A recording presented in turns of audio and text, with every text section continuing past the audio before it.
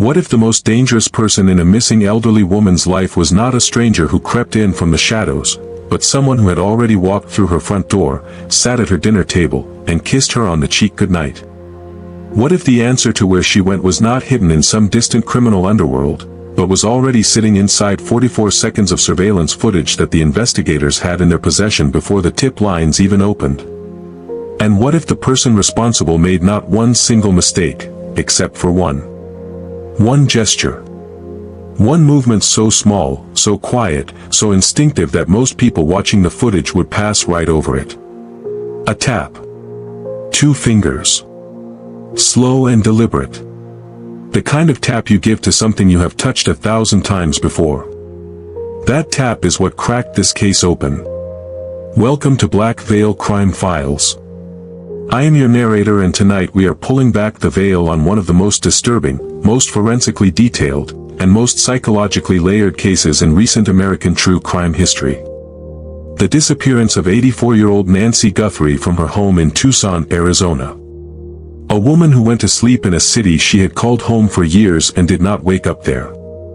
If this is your first time here, you are exactly where you need to be. Hit that like button right now. Share this video with someone who needs to see it.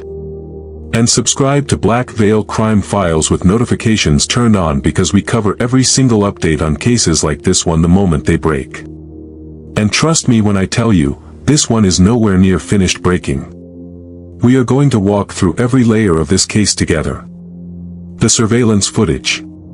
The forensic analysis. The behavioral evidence. The DNA. The cryptocurrency trail.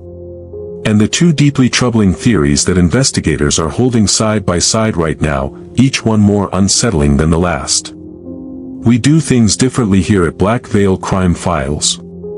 We keep the victim at the center. We follow the evidence wherever it leads. And we never flinch from the questions that are uncomfortable to ask. So let us begin. Who is Nancy Guthrie? Before a single piece of footage gets discussed. Before we talk about forensic behavior and digital evidence and federal agents carrying bags out of private residences, I need you to understand who Nancy Guthrie is. Because cases like this one have a way of consuming the person at the very center of them. Burying them beneath the noise of cable news graphics and criminal theory and surveillance stills. And Nancy Guthrie deserves better than that. Nancy is 84 years old. She is a mother. She is a grandmother.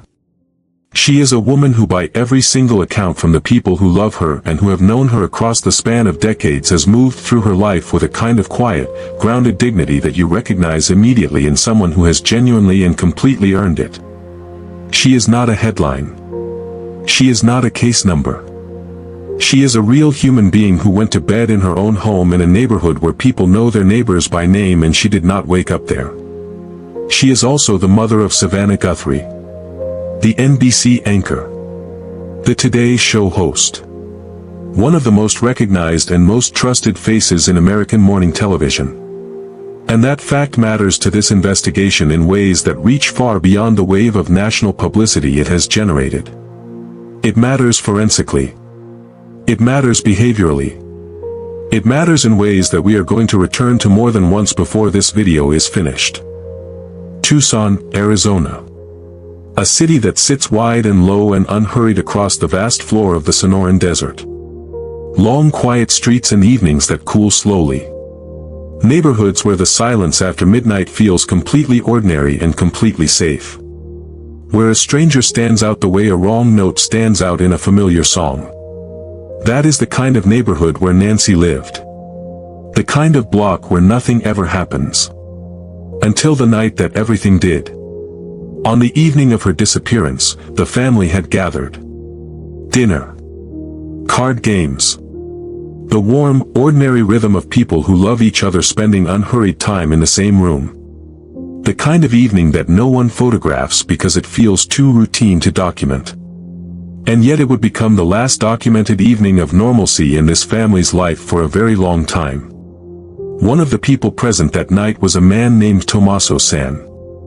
50 years old. Nancy's son-in-law. A science teacher with 15 full years inside a classroom. A bass player in a local independent band. A father. A man who by every visible and outward account occupied a comfortable, established, trusted place inside this family. The kind of man you would describe as solid. Reliable. Known. At 9:50 in the evening, Tommaso drove Nancy home. He walked her to her front door. He said goodnight. He left. The neighborhood settled back into its quiet. And then 3 hours and 57 minutes later, at 1:47 in the morning, the Nest security camera mounted on Nancy's front porch was manually disconnected from its power source. Whatever happened to Nancy Guthrie happened in the darkness that followed that disconnection. The 44 seconds that changed everything. Here is something that the person who reached up and killed that camera feed did not understand. And it is something that the FBI understood completely and immediately. Modern cloud-based security systems do not wait for permission to save footage. They do not wait for a recording to finish. They do not wait for the session to close. The moment a motion sensor is triggered, the system begins uploading frame by frame to a remote server in real time. The data leaves the physical device the instant it is generated. By the time that camera went dark, by the time the signal died and the screen went black, the footage was already gone. Already safe. Already sitting in a digital archive in a location completely beyond the reach of whoever reached up and killed the feed. The FBI did not release that footage quietly or casually. They pushed it into public circulation with deliberate, strategic intention. Because what those 44 seconds contained was not simply a visual record of a crime in progress. It was something far more valuable to investigators. It was a behavioral fingerprint. And behavioral fingerprints, unlike physical ones, are not always visible to the naked eye in real time. But under forensic analysis, frame by careful frame, they are often devastating. What the footage shows is this. A figure. Masked. Armed. Wearing a backpack. Standing at the base of Nancy Guthrie's porch steps at 1:47 in the morning. And from the very first frame that this figure enters the shot, something is wrong. Not wrong in the loud, obvious, immediate sense. Wrong in a quieter and considerably more disturbing way. The kind of wrong that takes a few seconds to name but that you feel in your gut before your brain catches up to it. He is not nervous. There is no tension in his shoulders. No urgency in his step. No physiological response to the fact that he is standing on a residential street in the middle of the night about to commit a violent federal crime. He moves with the unhurried, settled ease of a person who has absolutely no reason to be afraid of the space they are moving through. And when he reaches the camera, when he extends those two fingers and taps the lens, slow and deliberate and almost gentle, the wrongness of it snaps into perfect, terrible focus. That tap is not the gesture of someone who has just discovered a camera. That tap is not surprise. That tap is not caution. That tap is the gesture of someone who has been here before. Think about what that means. Really sit with it for a moment. If you are not already subscribed to Black Veil Crime Files, do it right now. Because what comes next is where this case gets truly disturbing. The gear, what it tells us and why it matters. When forensic image analysts and digital investigators began pulling that 44 seconds apart, frame by frame, stabilizing the image, running it through enhancement filters, slowing it down to individual stills, what they built was not a portrait of a professional. What they built was something far more interesting and far more complicated. Starting from the top. A basic synthetic ski mask. The kind sold folded flat in a bin near the checkout counter at any sporting goods store in Tucson. No tactical features. No ventilation design. No specialized construction. Approximately $22. A belly band holster. For anyone unfamiliar with what that is, a belly band is a wide elastic strip designed to be worn flat against the skin, underneath a shirt or a jacket, to keep a firearm completely concealed and pressed against the body. This man was wearing it on the outside of his clothing. over a thick jacket, loose and visibly shifting as he moved, in a way that anyone with even a single afternoon of firearms handling would immediately and clearly identify as completely and dangerously wrong.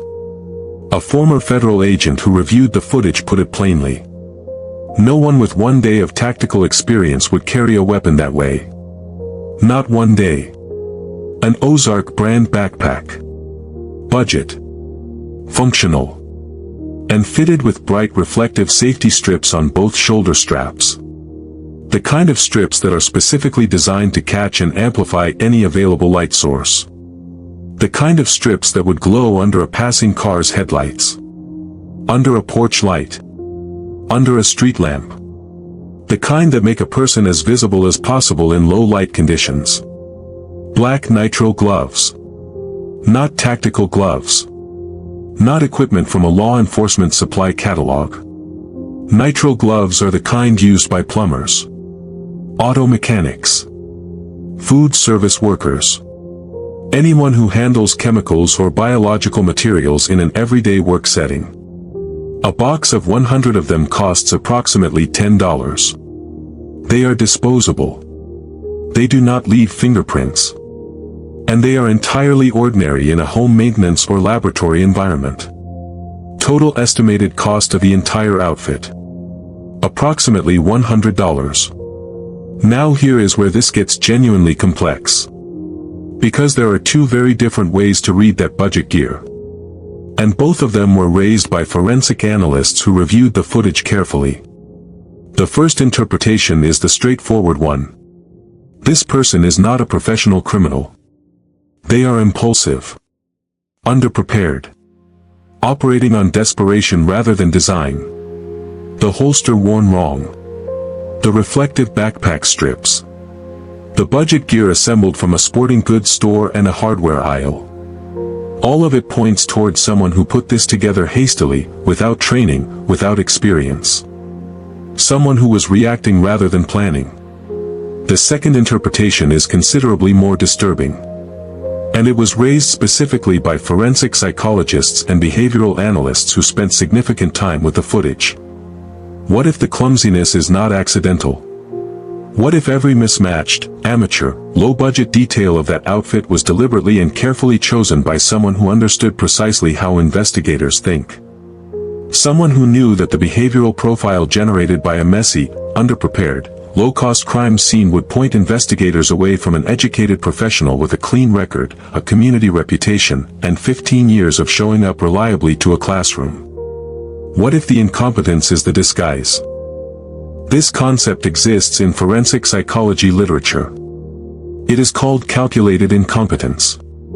And if it applies here, if this $100 outfit was not assembled out of ignorance but out of strategy, then it is not the sloppiest part of the plan. It is the most sophisticated part of the entire plan. We will come back to that idea. But first, the glove. The glove and the brown paper bag. Share this video right now. Send it to someone. Post it somewhere. This case is about to break open and people need to be paying attention. As the search for Nancy Guthrie reached its most desperate and most urgent point, as her family was making public appeals and the Pima County Sheriff's Office was fielding tips from every corner of the country, investigators found something discarded on the side of a road. A single black glove. Not thrown into a dumpster. Not buried. Not hidden in any meaningful way. Just dropped on the roadside less than 2 miles from Nancy's home along what law enforcement identified as a logical escape route from her neighborhood. Dropped the way you discard something that has already served its purpose. The way you drop a piece of packaging. Casually. Without ceremony.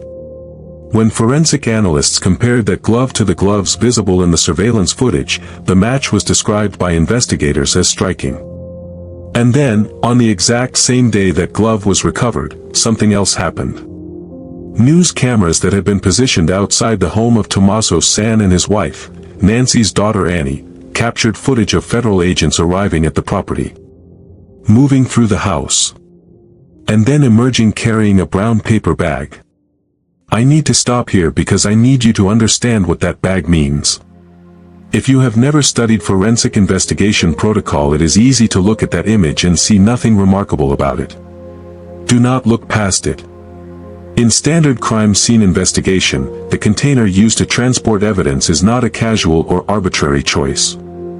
It is a deliberate, protocol-driven decision made by trained forensic professionals who understand exactly what they are preserving and why the container matters. Plastic bags are used for hard objects, weapons, tools, items that contain no biological material. Paper bags are reserved for biological evidence, sweat, skin cells, hair, blood, living material that carries DNA. The reason is purely scientific. If you seal biological evidence inside a plastic bag, the moisture becomes trapped inside that sealed environment. That trapped moisture creates conditions for mold growth.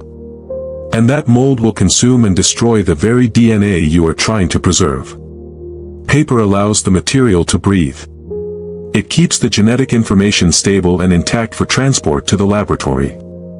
That was the FBI's 6th visit to that property. 6 visits. And on the 6th visit, they left carrying a paper bag. Whatever they removed from that house, they believed with enough professional certainty to choose that specific container, that what they were holding was alive with genetic information worth protecting at all costs. The glove was in a forensic laboratory. The biological material from the house was on its way to one. Both of them waiting for the same answer. The skeleton does not lie. You can cover your face. You can change your clothes. You can practice a different voice and train yourself to walk a different way. But you cannot change your skeleton. You cannot change the ratio of your torso to your legs. You cannot alter the width of your hip structure. You cannot modify the specific geometry of how your body distributes its weight and moves through space. Those things are determined by bone. And bone does not perform. Bone does not lie. And bone does not respond to what you are wearing over it. Using the bricks on Nancy's front entrance as fixed reference points, bricks being a standardized and consistent size that allows forensic analysts to calculate scale with reliable and documentable accuracy, experts built a complete physical profile of the suspect across every frame of the footage.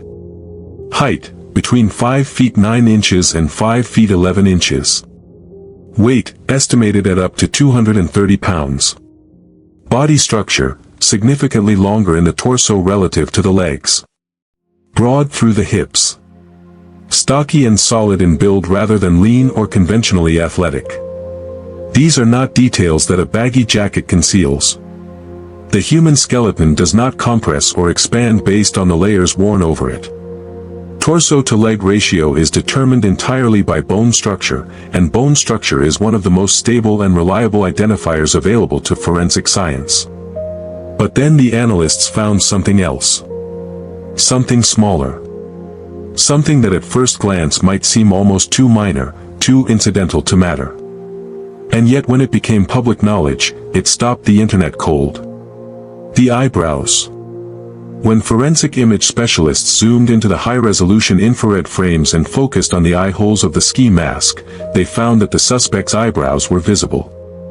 And they were groomed. Not wild. Not untouched. Not the brows of someone indifferent to their appearance. Deliberately maintained.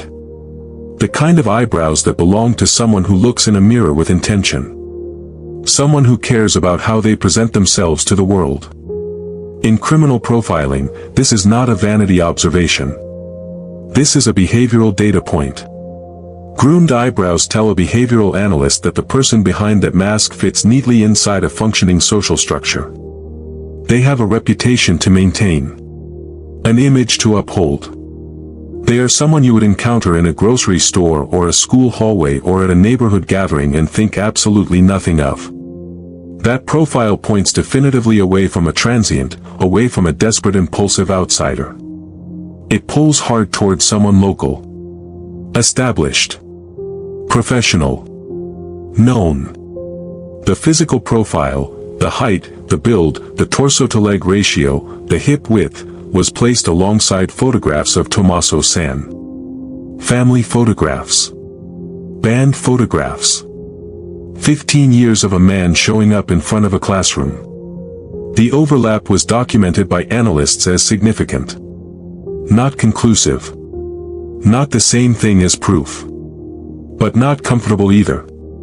And then there is the Carlos Palos chapter. Because intellectual honesty demands that we include it. 8 hours after the FBI released the surveillance footage publicly, not 8 days, 8 hours, police in South Tucson pulled over a delivery driver named Carlos Palos. They detained him. They searched his family's home. They treated him for a meaningful period of time as a genuine person of interest. The reason was his eye shape.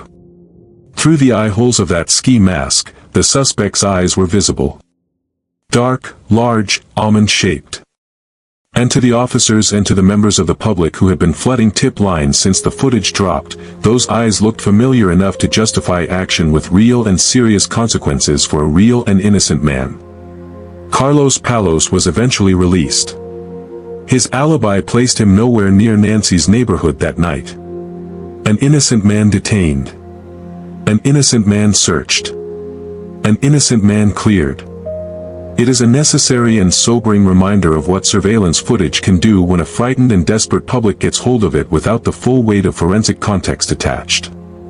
Pattern recognition is powerful. It is also dangerous when it moves faster than evidence.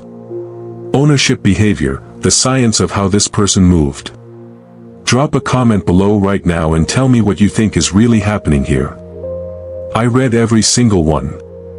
In 20 years of criminal profiling literature, there is a concept that keeps surfacing in analysis of this specific footage with an insistence that is almost impossible to set aside. It is called ownership behavior. And it begins the exact moment this man's foot touches the bottom step of Nancy Guthrie's front porch. He does not crouch. He does not press himself against the wall. He does not check the street behind him. He does not scan the neighboring windows.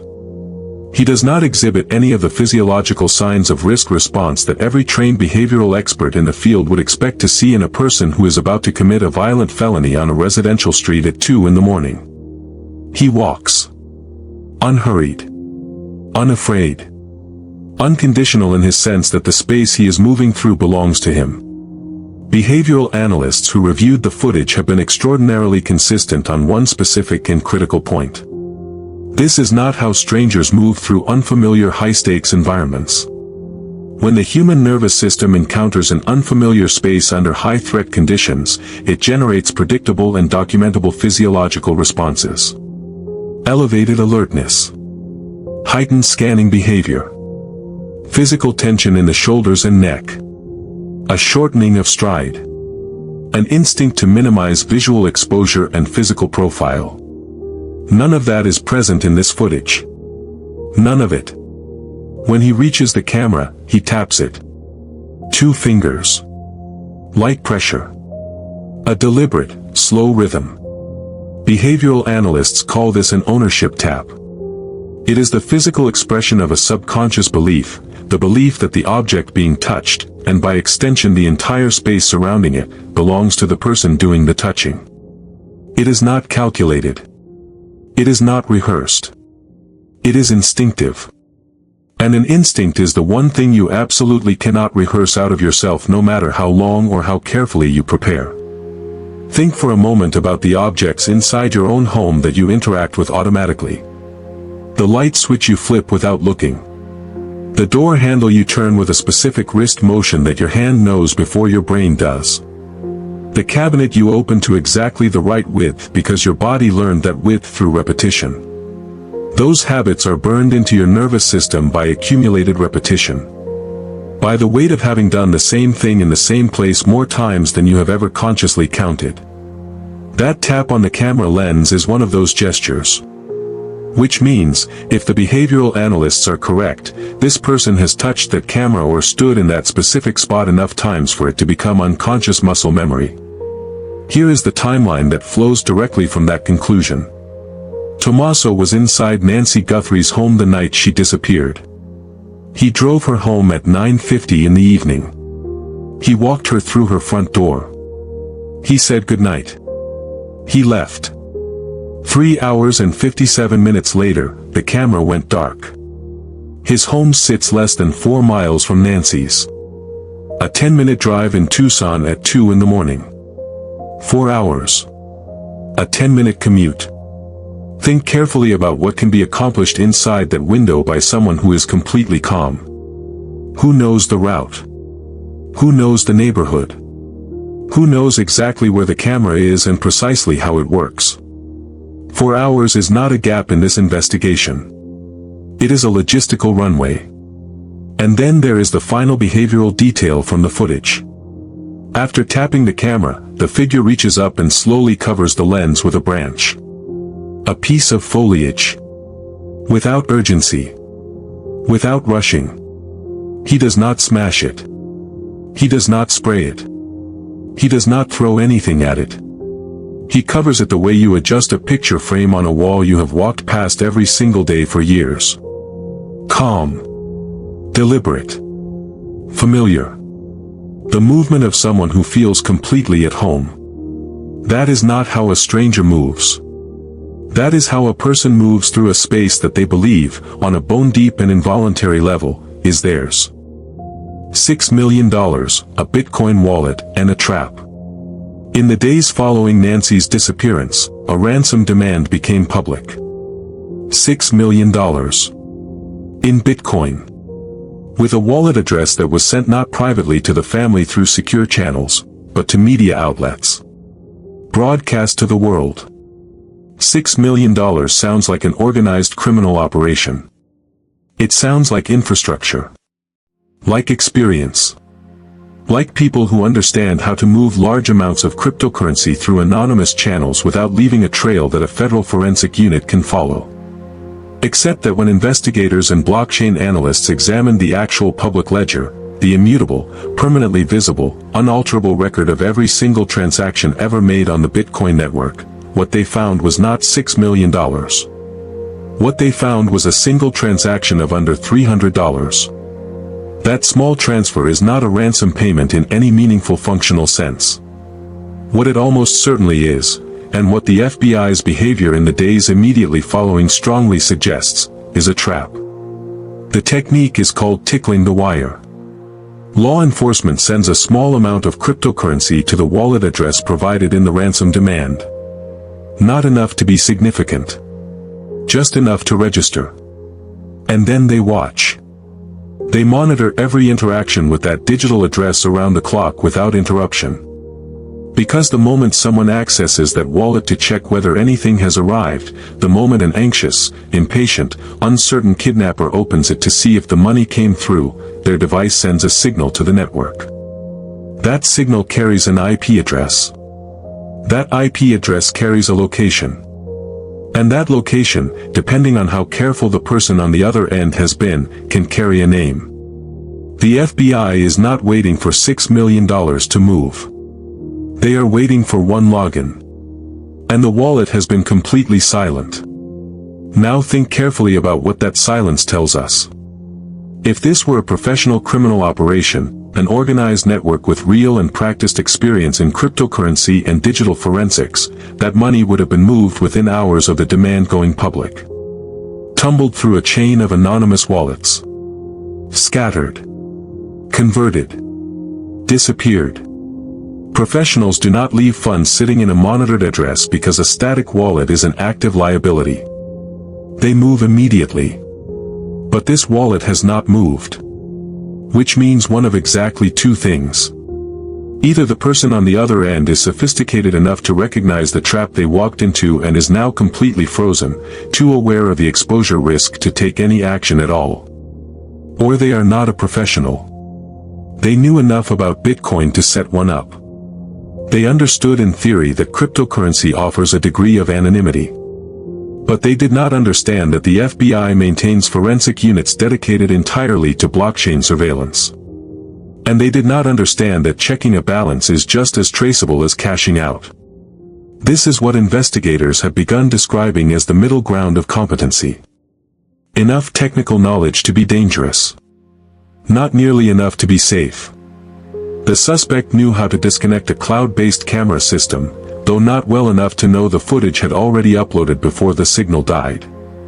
He knew enough to set up a cryptocurrency wallet, though not well enough to recognize a monitored address or understand blockchain transparency. That specific, narrow band of informed but not expert technological capability fits a very precise profile. An educated person. Someone who understands how systems work in principle. Someone who lacks the criminal operational experience to understand how federal investigations dismantle those systems in practice. The timeline fits. The geography fits. The digital silence fits. And somewhere in a federal forensics laboratory, a glove is giving up its DNA. And a Bitcoin wallet sits completely, uncomfortably still. Both of them waiting for the same moment.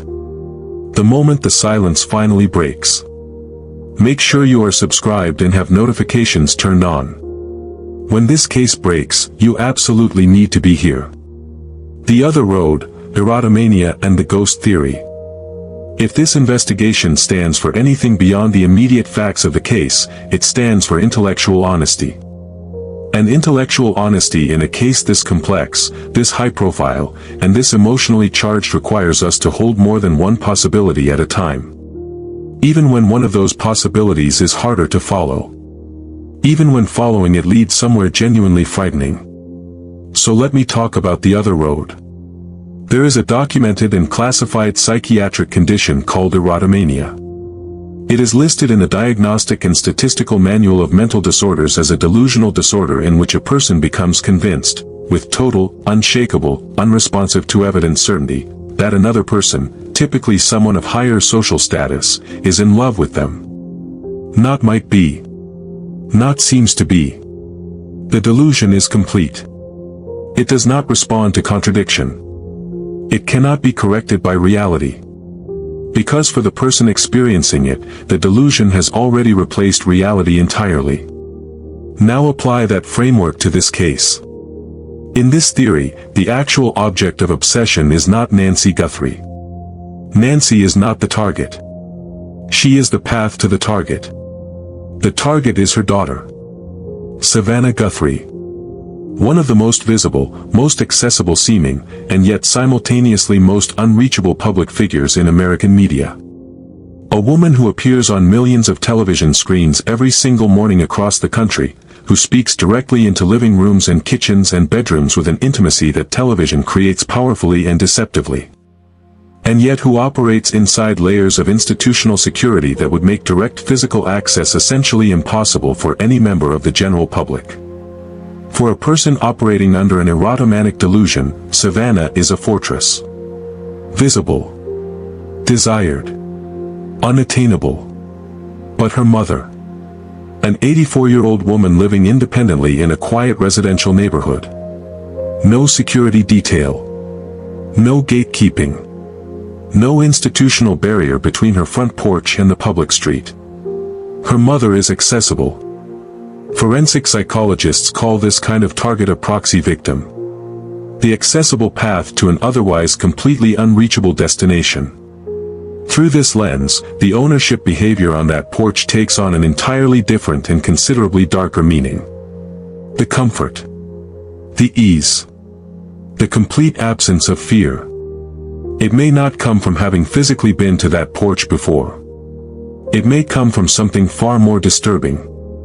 A delusion so complete and so total that this person genuinely believes they already belong to this family. In his internal reality, he is not a stranger on a stranger's porch committing a crime. He is a family member. Someone the family simply has not fully acknowledged yet. He is not trespassing. He is arriving.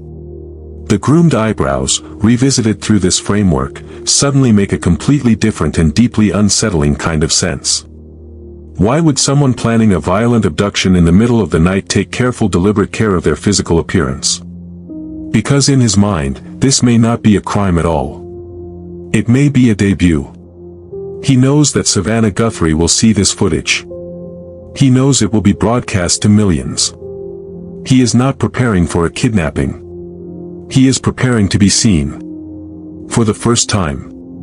By the woman he believes already loves him. And the Bitcoin wallet. The silence. The ransom sent to media outlets instead of privately to the family. The $6 million demand that never once functioned as a real financial transaction. Through this lens, every single one of those details makes complete and terrible sense. Because he does not want money. He wants acknowledgement. He wants a nationally recognized woman to say his name on camera. He wants the family to appear in front of microphones, broken and searching, because every headline and every press conference and every evening news broadcast is a message directed specifically and personally at him. If this theory is correct, we are not searching for someone with a grudge or a financial motive or a traceable criminal history. We are looking for someone whose entire logic exists completely outside the reach of conventional reason. Someone you cannot negotiate with. Someone you cannot predict. Someone who does not respond to reality the way the rest of us do. And that is what makes an erotomanic stalker genuinely, uniquely, categorically dangerous. You cannot reason with a delusion. You cannot follow its logic with conventional investigative tools. And you cannot predict where it goes next. Standing at the crossroads. We are standing at the crossroads now. And I want to name both roads clearly and honestly before I tell you where this investigation appears to be pointing. On one side, Tommaso San. A man carrying 5 significant coincidences that, taken individually and in isolation, might each be explained away. But stacked together, layered precisely one on top of the other, they form a pattern that federal investigators keep returning to. 6 visits to that property by FBI agents. A brown paper bag that speaks in the unambiguous language of forensic protocol about biological evidence worth protecting. A physical profile that overlaps measurably and documentably with the surveillance footage. A behavioral analysis that describes the porch interaction as the unambiguous movement of someone deeply and repeatedly familiar with that space. A 4-hour window with no confirmed public alibi. A technological fingerprint, partially informed, non-expert, educated but not operationally experienced, that fits an educated professional rather than a career criminal. On the other side, a ghost. A stranger driven entirely by delusion rather than conventional motive. A man who walked onto that porch not as a kidnapper pursuing a financial outcome but as a suitor operating inside a reality entirely of his own construction.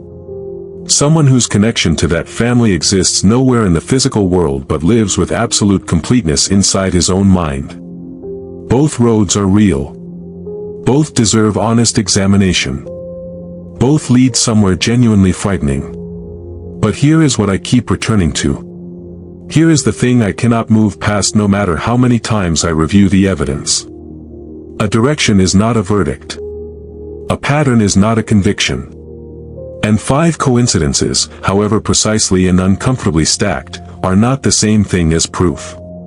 Tommaso San has not been charged. The Pima County Sheriff has stated publicly and clearly that there are no named suspects in this investigation. What is real, what is certain, what remains? What is real? What is certain, unambiguous, and non-theoretical is this. Nancy Guthrie is 84 years old. She went to bed in her own home in a city she loves, surrounded by a neighborhood she has been part of for years. She has a daughter who greets millions of people every single morning from a television screen and who is right now, in real time, searching for her mother. She has grandchildren. She has a life that was interrupted without warning on a quiet Tuesday evening in Tucson. And she has not been found. She is not a theory. She is not a forensic detail. She is not a behavioral data point. She is a real woman and she is still out there. The black glove is in a laboratory right now. Forensic technicians are building a DNA profile from the biological material left behind by whoever wore it. That profile does not deal in theories. It does not weigh behavioral analysis or physical profiles or the significance of groomed eyebrows. It will either match or it will not. And when it does, or when it does not, this entire conversation will shift instantly and completely. The paper bag is in evidence. Whatever the FBI removed from that home is being analyzed right now with the full weight of federal forensic resources behind it. The Bitcoin wallet is being watched around the clock. Every second of every hour. The truth is not a matter of if. It is a matter of when. If you know anything at all, about what happened to Nancy Guthrie on the night of her disappearance, please do not carry it quietly. The Pima County Sheriff's Office is the primary contact point for tips on this investigation. The right time to come forward is not tomorrow. It is right now. Here at Black Veil Crime Files, we will be covering every single development in this case as it happens. That is our commitment. We cover these cases with the facts front and center, with the victim at the heart of every frame, and with the discipline and the patience to follow the evidence wherever it leads, even when it is uncomfortable, even when it challenges conclusions that feel settled, and especially when it demands a patience that the urgency of the moment makes almost impossible to give. Nancy Guthrie deserves that patience. She deserves the full and uncompromising weight of it. The mask is still on. But the science does not sleep. The laboratory does not close. The wallet is still being watched. And the glove is still giving up its secrets one base pair at a time. If this video meant something to you, if it told you something you did not know or asked a question worth sitting with, please like it right now. Leave your thoughts in the comments below. Tell me where you are watching from. Tell me which theory you believe. Tell me what detail stopped you cold. And subscribe to Black Veil Crime Files if you are not already here. Turn those notifications on.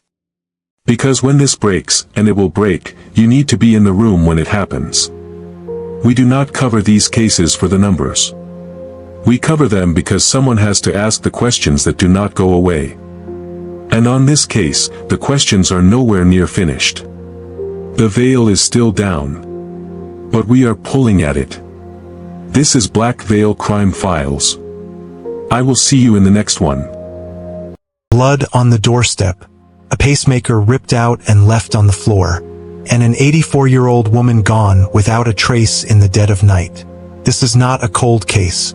This is not something that happened 50 years ago that we are looking back on from a safe distance. This is happening right now.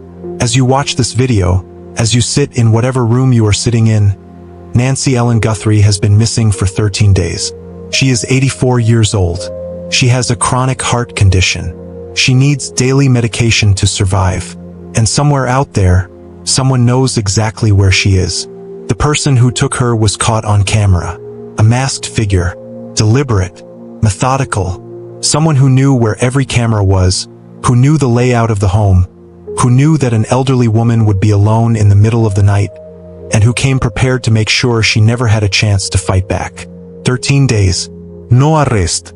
No body. No answers. Just a family begging for mercy on national television and a law enforcement investigation that is quietly tearing itself apart from the inside. Welcome to Black Veil Crime Files. I am your narrator, and tonight we are pulling back the veil on one of the most urgent, most forensically complex, and most emotionally devastating active missing person cases in America right now. The disappearance of Nancy Guthrie, mother of NBC Today Show anchor Savannah Guthrie, taken from her own home in Tucson, Arizona in the early hours of February 1st, 2026. Hit that like button right now. Share this video immediately. Subscribe to Black Veil Crime Files with notifications on, because we are covering every single update on this case the moment it breaks. And if you know anything at all about what happened to Nancy Guthrie, stay until the end.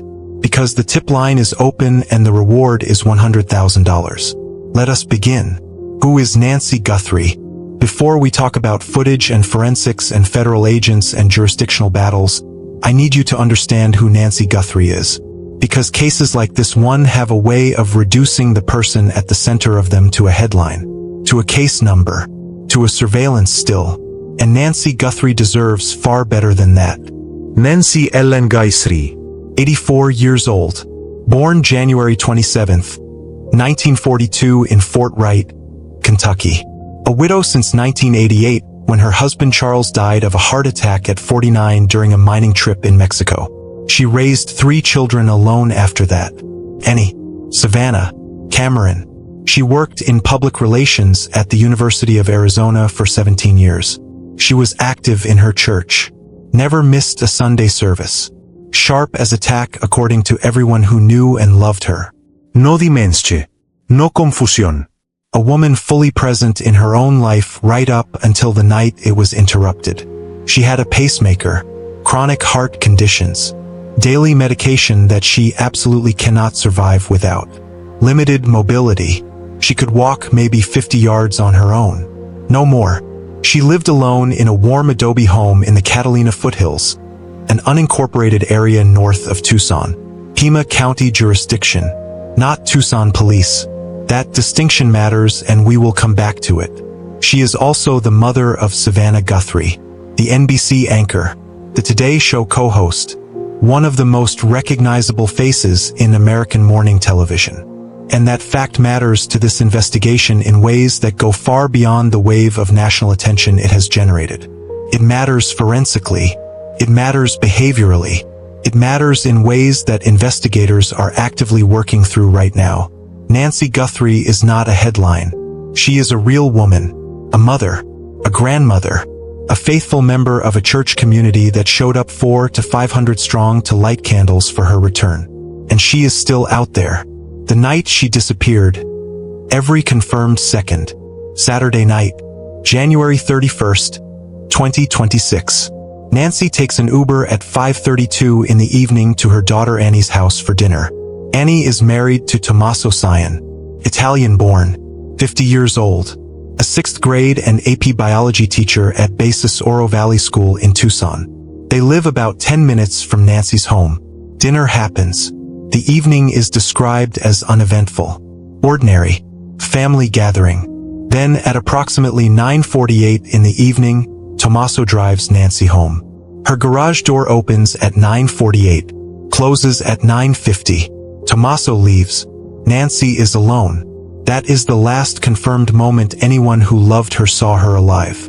What follows is a timeline confirmed by digital forensics and law enforcement. Every second documented. Every timestamp verified. 1:47 in the morning, February 1st. Nancy's Google Nest doorbell camera disconnects. Not a technical glitch. Not a power failure. Physically disconnected. Someone ripped it from the wall. 2:12 in the morning. The camera software detects a person even though the camera is now offline. The residual systems are still sensing movement inside the home. 2:28 in the morning. Nancy's pacemaker app disconnects from her phone. That is the outer edge of the window. By this moment she is either unconscious, restrained, or already gone from her home. 11:56 in the morning. Family members arrive because Nancy missed a virtual church service with a friend that morning. Something she never did. They walk inside. Her phone is there. Her wallet is there. Her medications are there. Her car is there. Everything is there except Nancy. 12:03 in the afternoon. 911 is called. Within hours, Pima County Sheriff's Department deputies are on the scene. Within a day, this goes from a missing person report to a criminal investigation. By February 2nd, Sheriff Chris Nanos is telling reporters something that made every person watching go cold. Nancy did not leave voluntarily. She could not have walked far on her own. This is a crime scene. What the evidence tells us. Blood. Nancy's blood. Confirmed by DNA testing. Found on the front porch in a trail leading from inside the house toward the back door. Not a massive amount. Not the kind of scene that suggests extreme violence. But enough to indicate injury. Enough to indicate a struggle. A trail of individual droplets. The kind of pattern consistent with someone upright or semi-upright, walking or being guided while bleeding from a wound to the head, face, or upper body. The pacemaker. Disconnected at 2:28 in the morning. The device itself was found inside the home. Left behind. Not carefully removed by a medical professional. Forcibly detached. Think about what that means. A pacemaker is implanted under the skin, typically below the collarbone, connected to the heart via leads, wires that run through veins directly into the cardiac muscle. To remove one safely requires surgical tools, sterile conditions, anesthesia, medical expertise. To disconnect one forcibly is to create serious trauma. The fact that Nancy's blood trail was limited suggests the device may have been disabled or damaged rather than physically torn out. But the result is the same. Without it functioning, her heart is at risk. Without her daily medication, she could die. Whoever did this knew about the pacemaker. They knew about the medication. They knew about her vulnerabilities. And they left the device behind deliberately. Not out of carelessness. Out of choice. The cameras. Nancy had a Google Nest doorbell camera and internal security cameras. All were disabled. The doorbell camera was physically ripped from the wall. The internal cameras were smashed. But here is what the person responsible did not understand. Google Nest systems retain residual data even without an active cloud subscription. The FBI's digital forensics team working directly with Google engineers spent days extracting back-end data from systems the suspect believed were dead. They recovered fragments, timestamps, proof of exactly when the intrusion occurred. No forced entry at the doors. No broken windows. Whoever came in either had a key or Nancy opened the door herself. Think about that for a moment. An 84-year-old woman alone in her home at 2 in the morning. And she opened the door. That tells us one of two things. Either she knew the person well enough to trust them at that hour, or she was already incapacitated before they entered. Nancy's dog did not bark. Her companion animal, protective and alert, stayed completely silent, which means either the dog knew the intruder, or the intruder knew how to keep the dog quiet. Either way, this was not random. This was not a stranger who found her by accident. This was someone who knew Nancy, knew her home, knew her routine, knew her vulnerabilities, knew where the cameras were, and planned every step of this in advance. The footage and the suspect. On February 10th, the FBI released the doorbell footage that changed the entire public conversation around this case. Black and white, grainy, nighttime, a figure approaches Nancy's front door, masked, gloved, carrying a backpack, armed. A holstered firearm is visible. The person is deliberate, methodical. They reach up toward the camera and try to cover it with one hand. When that fails, they rip a plant from a nearby planter and shove it in front of the lens. Then they tear the camera off the wall entirely. This is not panic. This is not someone who stumbled into a situation they were not prepared for. This is someone who came prepared, who knew the camera was there, who had a plan for dealing with it, and who executed that plan in real time, improvising when the first approach failed. The FBI's Video Forensic Analysis Unit did not simply enhance the footage. They conducted a full scene reconstruction. They went to Nancy's home at night, set up a blackout tent to eliminate all ambient light, recreated the exact conditions the camera recorded under, brought in mannequins wearing clothing matching the suspect's description, tested different heights, different builds, different backpack sizes, measured the proportions of the figure against known fixed objects in the frame, the door frame, the porch railing, the planter.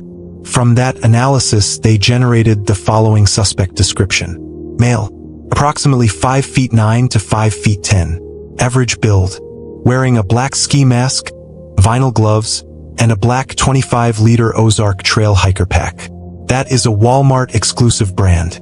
Cheap, available everywhere, deliberately impossible to trace. But here is what multiple former FBI agents who reviewed the footage independently concluded. The suspect's behavior is not professional. The way they reach for the camera, try to cover it with one hand, then grab the plant, then rip the whole thing down. That is reactive. That is improvised. That is someone solving a problem they did not fully anticipate even though they came prepared to deal with it. A professional would have disabled the camera from a distance. A professional would have cut power to the house. A professional would have known about backup cloud systems. This person did not. But that does not make them stupid. It makes them amateur. And amateur criminals make mistakes. And mistakes leave evidence. Tommaso Cyan and what the evidence does and does not show. Tommaso Cyan, 50 years old, born in San Giovanni Valdarno, Tuscany, Italy. Married to Nancy's oldest daughter Annie since September 2006. They have one son. He teaches 6th grade and AP Biology at Basis Oro Valley School in Tucson. He was the last known person to see Nancy alive. He dropped her off at 9:48 in the evening on January 31st. That is confirmed. The FBI searched Tommaso and Annie's home on February 4th.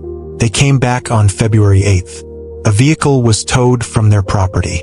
Law enforcement was observed at the residence with bright flashes visible inside, consistent with forensic photography. Annie's car was reportedly impounded. Annie deleted or privatized Facebook photos featuring Tommaso around February 8th. Tommaso has not been seen publicly. He did not appear in any of the family's public video appeals. And here is what is also confirmed. Tommaso Cyan has not been named a suspect. He has not been named a person of interest. He has not been charged with any crime. The Pima County Sheriff's Department has stated repeatedly that investigators have not identified a suspect or person of interest in this case. Sheriff Nanos confirmed no one has been ruled out, but also confirmed no suspects have been identified. Multiple observers have pointed out that Tommaso appears significantly taller than the 5'9" to 5'10" suspect captured on camera. If that is accurate, he is not the person who physically stood at Nancy's door and ripped down that camera. But does that mean he had no involvement in planning? That question has not been answered. And the FBI's 6 visits to his property, the impounded vehicle, the paper bag they were seen carrying out of the house on their 6th visit. That specific detail matters because paper bags in forensic protocol are reserved for biological evidence, sweat, skin cells, hair, material that carries DNA, all suggest that investigators believe something significant connects that property to this crime. What we know: Tommaso was the last person to see Nancy. He had access to her home. He had power of attorney over her finances, a common arrangement for aging parents, but one that gives him legal authority to make financial decisions on her behalf. The FBI has searched his home multiple times. He has not appeared in any family public appeals. He has made no public statements. What we do not know: whether he has been formally named a suspect internally, whether any evidence collected from his home ties him directly to the crime, whether his height definitively excludes him as the masked figure, whether he is cooperating with investigators or invoking his Fifth Amendment rights. What is pure speculation? Everything else. The internet has already convicted this man. Social media threads have dissected his every public photograph. They found his bandmate Dominic Evans and declared him an accomplice based on physical resemblance. They invented a claim about $50 million in gambling debts to a Mexican casino. Multiple fact-checkers confirmed that story was completely fabricated. A document surfaced online claiming to show suspicious financial control. Legal experts reviewed it and confirmed it was a completely standard real estate transaction document.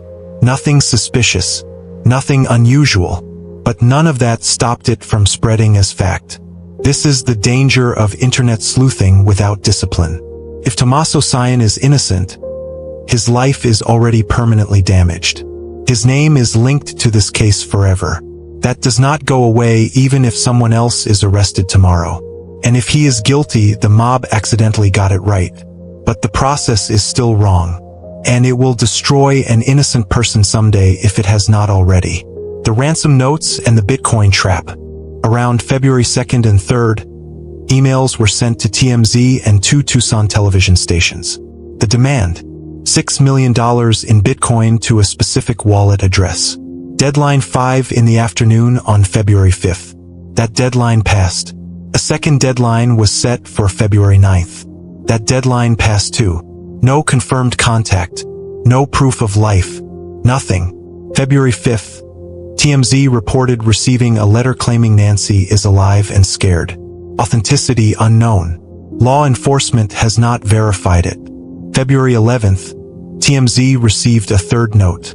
Someone claiming to know the kidnapper's identity demanded 1 Bitcoin, roughly $66,000 to $70,000, to a different wallet address. February 12th, the same person sent a follow-up. I am not being taken seriously. A retired FBI agent analyzed the original ransom note and noticed something immediately. It used the abbreviation USD. An American would almost never write that. We just say dollars. The use of USD suggests either a foreign author or someone deliberately trying to appear foreign. The Arizona family confirmed at least one Bitcoin transaction was made to the original ransom wallet around 5 in the afternoon on February 11th. Who made it and how much is not public. Now here is something important that most people do not understand about Bitcoin ransom demands. Bitcoin is not untraceable. Every transaction is recorded permanently on a public ledger called the blockchain. Law enforcement has sophisticated tools to analyze blockchain activity. They can see when money moves. They can see where it goes. They can identify exchange wallets where Bitcoin is converted to cash. And at that point, they have identifying information. Bank accounts, names, addresses. Anyone with enough technical knowledge to set up a Bitcoin wallet should know this. Which raises a significant question. Did the person who sent those ransom notes actually know what they were doing? Or did they think cryptocurrency was more anonymous than it is? The deadlines that came and went without any escalation from the kidnapper are deeply troubling. In genuine ransom cases, when a deadline passes, the kidnapper increases pressure. They provide proof of harm. They set a new deadline with more urgency. They threaten. They negotiate. They do something to maintain leverage. Instead, there was silence, which means one of three things. The notes were fake from the beginning and someone saw an opportunity to extort a desperate family. The notes were real, but the kidnapper got spooked by the scale of FBI involvement and is now frozen. Or the ransom was never the real point at all. The notes were misdirection and the actual motive is something else entirely. One person has already been arrested for exploiting this case. Derek Kallela, 42 years old, from Hawthorne, California. On February 4th, he sent fake ransom texts to Annie Guthrie and Tommaso. Authorities traced the messages back to his Gmail account and home address. He admitted he had been following the case on television and pulled family contact information from a website. He was charged with transmitting a demand for ransom in interstate commerce and misuse of a telecommunications device. He appeared in court and was released on $20,000 bond with device monitoring and travel restrictions. The FBI called him a grief profiteer. He was not involved in the kidnapping. He was simply a parasite, a daughter begging the world. Savannah Guthrie is 53 years old, co-anchor of the Today Show since 2012. Before that, a legal correspondent. Before that, a lawyer. She has interviewed presidents. She has broken major stories. She has spent her entire career asking the questions. Now she is living the nightmare of being the story. On February 4th, 3 days after her mother disappeared, Savannah stepped in front of a camera alongside her siblings Annie and Cameron. Her face was exhausted. Her voice was steady but cracking at the edges. She looked into that camera and she spoke directly to whoever took her mother. She called Nancy a kind, faithful, loyal, fiercely loving woman. A beautiful spirit who volunteers at her church and never misses a service. She said the family was begging whoever has her to please reach out. Please just tell us she is okay. That is all we want to know. Please. That video went viral immediately. Millions of views shared across every platform. 3 days passed. Nothing happened. No contact. No ransom call. No proof of life. Just silence. February 7th. Another video, this one directed at the kidnapper. The family publicly acknowledged receiving a ransom demand. They stated they understood what was being asked. They said they were willing to pay. They were ready. Just tell us how. Think about what it takes to do that. To publicly beg for your mother's life on camera. To tell a kidnapper on national television that you will give them whatever they want. Just please give her back. February 9th. Savannah posts alone. No siblings this time. She looks like she has not slept in days. She says this is our hour of desperation. She asks anyone who knows anything to come forward. She mentions the $100,000 reward. No questions asked. Just help us bring her home. February 12th. A home video montage. Nancy smiling. Nancy laughing. Nancy at family dinners. Nancy at church. Nancy living a full and beautiful life before it was interrupted. Savannah's caption was 4 words. Our lovely mom. We will never give up on her. Savannah has suspended her career. She is not on the Today Show. She is not at the Winter Olympics. She is doing what any daughter would do. She is trying to save her mother. And behind those public pleas, sources close to the family describe deep grinding frustration. Frustration that 13 days have passed with no arrests. Frustration that law enforcement is not sharing information. Frustration that they are doing everything humanly possible and receiving nothing in return. The jurisdictional war that could cost Nancy her life. When the most powerful law enforcement agency in the world collides with local sheriff politics, everything slows down. And in a case where every hour matters, slow is the same as deadly. The FBI deployed hundreds of agents, a 24-hour command post, crisis management specialists flown in from Quantico, digital forensics teams working directly with Google engineers, video analysis units recreating crime scene conditions inside a blackout tent, behavioral analysts profiling the suspect, linguists examining ransom note syntax. The full weight of the federal government pointed at one case, and it is being blocked by a local sheriff who will not hand over the evidence. On February 12th, Reuters broke the story. Sheriff Chris Nanos is refusing to allow the FBI to process critical physical evidence at Quantico. Specifically, the black glove recovered 1.5 miles from Nancy's home and DNA samples collected from the crime scene. The FBI wants it sent to their National Crime Lab in Quantico, Virginia, the best forensic laboratory in the world. Nanos said no. He wants it sent to DNA Labs International, a private lab in Fort Myers, Florida, under contract with Pima County at a reported cost of around $200,000. His stated reason is consistency. He wants all evidence sent to the same lab. The FBI's response, according to an unnamed federal official who spoke to Reuters, is that it risks further slowing a case that grows more urgent by the minute. Former federal prosecutors and FBI agents have gone public condemning this decision. The argument is simple. Why would you not use the best laboratory in the country when a woman's life is on the line? And the answer, according to critics, is ego. The sheriff does not want to be overshadowed by the federal government. And this is not the only misstep. Early in the investigation, the sheriff's department released Nancy's home back to the family before completing their forensic work. Then they had to re-enter the scene and collect additional evidence. That is not how you run a crime scene. That is contamination. That is evidence at risk. The gloves are the critical piece.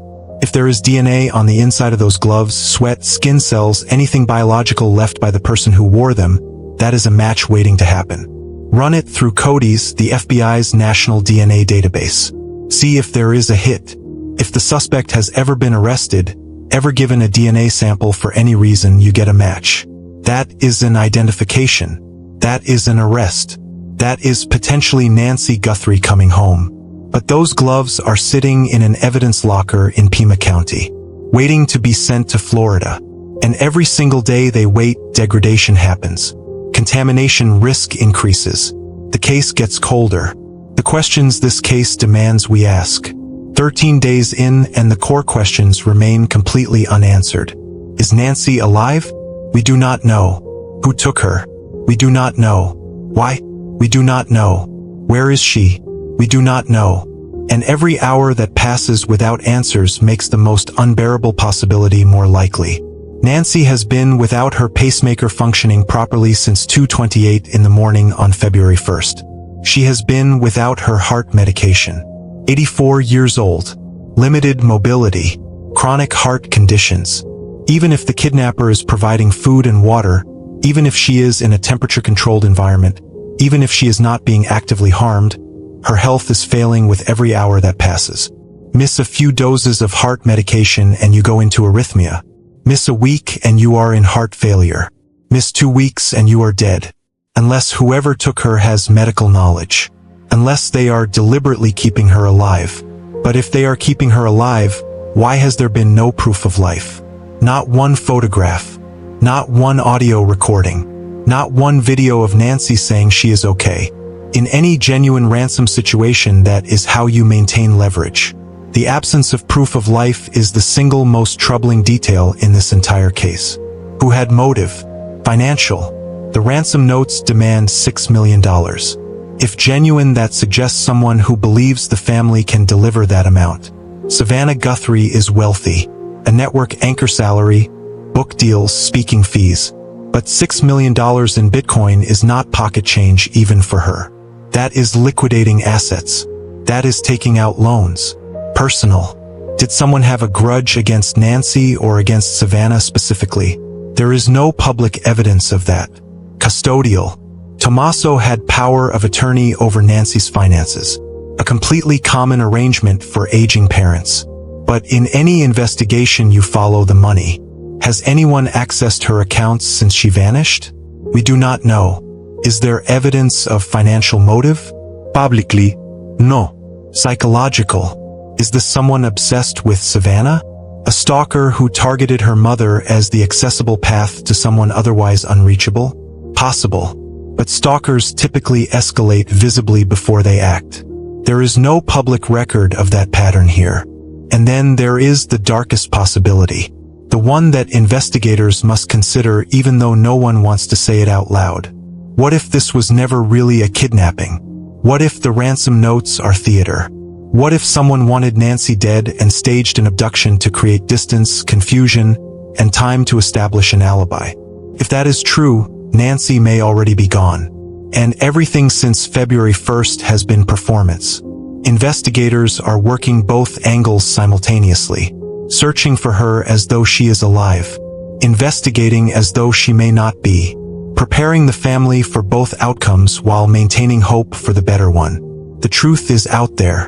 13 days, 312 hours, 18,720 minutes. And we still cannot answer the most basic question. Where is Nancy Guthrie? But here is what we can say with certainty. This case is solvable. The evidence exists.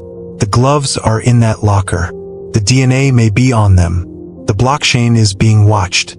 The surveillance footage is being analyzed frame by frame. 18,000 tips have come into local authorities. 13,000 to the FBI. 31,000 total. Somewhere in that mountain of information is the one tip that breaks everything open. The one detail that connects the dots. The one witness who saw something and does not yet understand what they saw. The FBI needs those gloves at Quantico now. Not in Florida.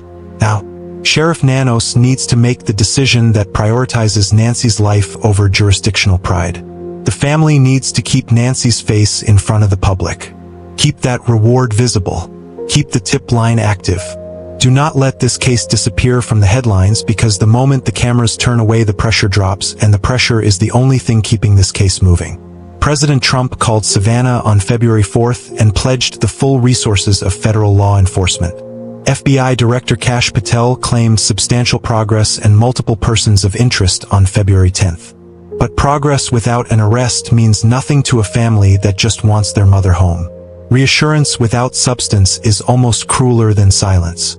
Cases like this one do not stay unsolved forever. Eventually someone talks. Eventually someone makes a mistake. Eventually a piece of evidence that was overlooked gets re-examined. Eventually the truth comes out. It might be tomorrow. It might be next week. It might take longer than any of us want to accept. But it will come. Nancy Ellen Guthrie, 84 years old. Mother. Grandmother. Church volunteer. Beloved member of her community. Taken from her home in the middle of the night and still missing. If you know anything at all, about what happened to Nancy Guthrie, please do not carry it quietly. Call the FBI. Call the Pima County Sheriff's Office. Call Crime Stoppers. The tip line is open 24 hours a day. The reward is $100,000. No questions asked. And if you are the person who took her, if you are watching this right now, understand this. Every hour that passes, more evidence is collected. More connections are made. More witnesses come forward. The net is tightening and it will close. You can wait for that moment or you can end this now. Let Nancy Guthrie go home. That is all anyone wants. That is all her family wants. That is all we want. Just let her come home. If this video moved you, if it made you feel the urgency of this case, please like it right now and share it immediately. Subscribe to Black Veil Crime Files with notifications on. Leave a comment below and tell me what you think is really happening here.